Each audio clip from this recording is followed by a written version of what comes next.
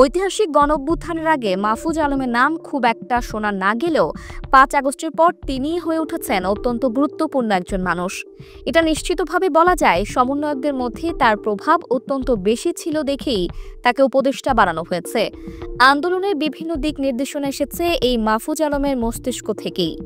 আন্দোলনের প্রধান সমন্বয় এবং জাতীয় নাগরিক পার্টির আহ্বায়ক নাহিদ ইসলামের গুরুও এই মাহফুজ আলম। তিনি নিজে মাস্টারমাইন্ড খেতাব নিতে না চাইলেও বাংলাদেশ সহ সারা বিশ্ব আজ মাহফুজকেই জুলাই বিপ্লবের মাস্টারমাইন্ড হিসেবেই জানে। সম্প্রতি মাহফুজ আলমের বিষয়ে অজানা এবং চমকপ্রদ কিছু তথ্য জানিয়েছেন তারই এক সময়কার শিক্ষক আব্দুর রব। ফরিদগঞ্জ উপজেলার গল্লাক দারুস সুন্নাত দাখিল মাদ্রাসার এই সুপার বাংলাদেশি স্বনামধন্য আলেম ড মিজানুর রহমান আজহারি ও ড ফয়জুল হকেরও শিক্ষক।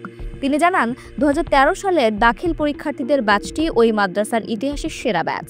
মাহফুজ আলম, তার ভাই মাহবুব আলম এবং শিক্ষকের নিজের ছোট ভাই সহ এক ঝাঁক মেধাবী শিক্ষার্থী ছিল ব্যাচটিতে। ওই বছর এই প্রতিষ্ঠান থেকে মাহফুজ সহ ৭ জন ট্যালেন্ট পুলে বৃত্তি পেয়েছেন। সব শিক্ষকরা সার্বক্ষণিক তাদের লেখাপড়ার বিষয়ে নজর রাখতেন। সেই নজরদারিতেই ধরা পড়ে মাহফুজের বই পড়ার নেশার চিত্র। মাদ্রাসার ক্লাসে নির্ধারিত বইয়ের বাইরে কোনো বই না আনা নিষেধ থাকলেও মাহফুজ লুকিয়ে লুকিয়ে বাড়তি বই নিয়ে আসতেন। ক্লাসের ফাঁকে ফাঁকে সেসব বই পড়তেন। নিজের কাছে থাকা সব বই পড়া শেষ হলে ছুটত সহপাঠীদের কাছে, এরপর শিক্ষকদের কাছে। তার নেশায় ছিল নতুন নতুন বই পড়া এবং জ্ঞান আহরণ করা। তবে মাহফুজ প্রাচীন বিষয় নিয়ে বেশি পড়াশোনা করতেন। ঢাকা বিশ্ববিদ্যালয়ে পড়ার সময়ও প্রাচীন বিষয় নিয়ে পড়ার কারণে ইতিহাস নিয়ে বেশ কয়েকটি বই লিখতে সক্ষম হন। এখনও সময় পেলেই বই পড়েন এবং গবেষণা করার চেষ্টা করেন। মাহফুজ আলমের শিক্ষক জানান, ৬ মাস আগে মাহফুজ তাকে ফোন করে পিরোজপুর থেকে প্রকাশিত প্রাচীন পত্রিকা তাবলিকা প্রথম সংখ্যা থেকে সব সংখ্যা সংগ্রহ করে দিতে বলে। সে এগুলো নিয়ে গবেষণা করবে।